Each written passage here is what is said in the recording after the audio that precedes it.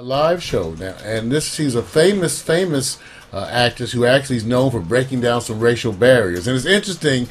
Well, one of the things that people liked about her most was she was never one to fake it, as they would say. You know, she made no bones about the fact that she knew that one of the reasons that she got over is because of her beauty and the fact that, especially at that time, she was the type of a black person who had that look that could actually pass. I want to tell you a quote she says. She says, I want to quote her.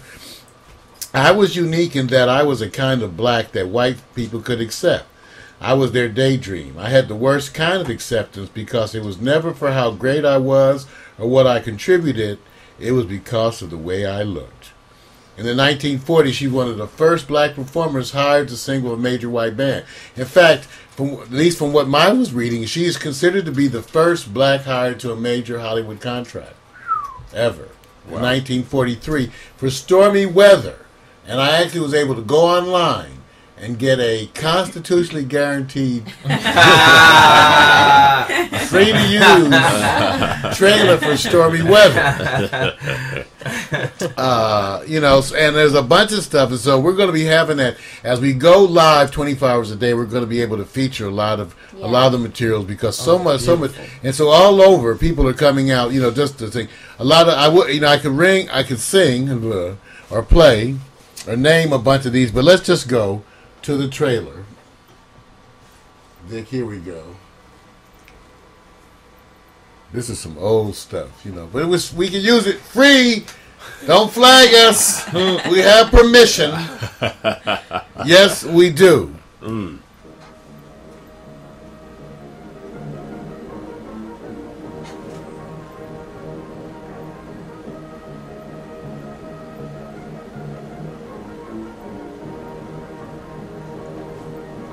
Great sound. You have to remember this is from way back. That's funny. Great sound. Well, Stormy Weather is 1943. And this is when MGM actually loaned her to the 20th Century Fox to play the role of Selena Rogers. It was an all-black musical.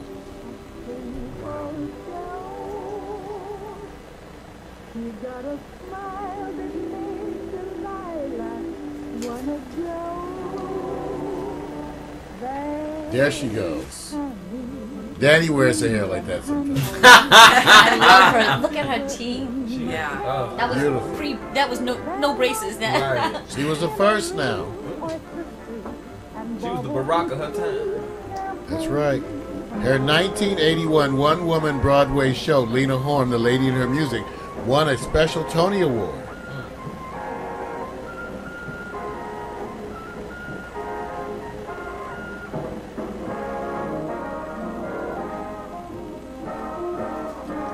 '43 trailer. Yeah, we can actually use this. Thank you. She was also Cab in the Sky. Wow. All right. Wow. Man. Jeez, you Rest know, in peace, Lena. all we can do is just thank her for all of what she's left us, you know, and the countless entertainers that just totally follow her and want to be skilled like her and follow, you know, just what she did. She did it for all of us. Do you know what I mean? Mm-hmm. Even her civil rights, she was blackballed during the McCarthy era for her stance on civil rights. Very outspoken. You had that, you know, and insisting on really wanting to work with other people because she was such a pioneer. She was almost never, at least initially, able to work with other blacks. Yeah. So they try to try to draw her out as, I've heard they wanted her away from that because they wanted to put her in that special category because she was the one that was able to kind of be let in. But this is also a thing that I liked as I read. It was an interesting note about her life when she went over into World War II to perform, I guess at the USOs or with the USO. They wouldn't allow the black servicemen to sit in the audience to see her perform, and if they did, they had to sit in the back. But they took the POW prisoners, Nazi prisoners, and they allowed them to sit and watch. That's ridiculous. Lena Horne. That's Can you imagine? These were unbelievable. Americans. Insane. And they allowed the POW Nazis that were killing them. Well, that were these other killing them. gentlemen were laying their lives down for our country, Jeez. and they can't enjoy one of their biggest stars that is their inspiration. Whose intelligent idea was to allow that to even that didn't Clearly even there make was no sense. intelligence. Obviously. Part of what that we was do, heavy. So she I mean- spoke out against it and wouldn't perform, and that was part of one of the reasons as to why they blackballed her career during the 50s all the way to like the 70s, I think. Something It's like amazing that. to see as beautiful as she is that she was so courageous, because I can't imagine. I mean, she really Such was a doing it on woman. her own. Yeah, she caught a lot of bricks for it too. Do you know what I Yeah. mean? To be able to say, nope, I'm not doing that. Well, the idea No. of all these things is to recognize where we've been in our past, Yeah. so that we can know where we are today, and it helps us to see again where we're moving in the future. So much has changed in my lifetime. I'm 53 years of age, and so being exposed to the movements of the 60s, these are the reminders. That's why we do this, to actually show you, to remind you, so really for people to be able to take stock of how much has changed, because a lot has changed. It's not that it's a done deal in any means, but still so much has changed, and it's at least acknowledge the hard work that went into that change. So many of us who were the so-called liberals and leftists, who are the people who always move this country forward. I always say, conservatives are a big chain that's tied to your neck. It's connected to a big-ass cement block, and you drag that toward progress. But ultimately we get there, just like today, the issues gay rights and acceptance of gays. And so, much like it was with civil rights movements, we have, people who have issues that have to come to the front. And so it's that time, so. Yeah. So anyway, Yeah. but Danny, so Yeah. we had a bunch of stuff that went out over the weekend. Yeah. And one of the things that we're going to be, in fact, we've been processing a video from Tavis Smiley's. It was the anniversary video. That's going to be coming up. But another piece that happened was actually Nelly, artist, rapper,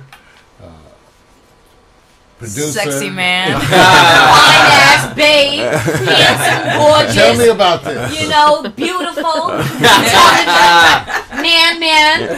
Yeah, tell me about this. Yeah. And I'm gonna play because it turns out there was a special awareness day to Yes. get people awareness of bone marrow and trying to get people to really get themselves registered, because it's so hard to find bone marrow matches, especially in the black community. So Nelly was out. Yeah. Because this is a sensitive issue to him, and I guess you went out there to interview him with the LZ, the local zone. Yeah, it actually was a very sensitive issue, but we got a call from Lee Bailey of EURweb.tv and EURweb.com, and he needed a crew to go over and shoot this. Maria Solis over at Macy's Press and Publicity Division over at the Westfield Mall, Macy's over at the Westfield Mall, asked us to come in and see if we could do some coverage, and especially with our reach and what we do here at Pack Stereo. We interviewed Nelly. Nelly was at the Macy's store at Westfield in Culver City, and he was there for a wonderful cause, and that's to educate our community about becoming a donor, whether it's blood, whether it's organ, whether it's bone marrow. And I think the thing that blew me away about this is that this particular campaign about organ donation is close to Nelly's heart, because his sister Jackie Donahue passed away from it. As you do remember, when we reported last year that his sister passed away from an autoimmune disease. I'm not sure exactly which one it was, but it was very painful for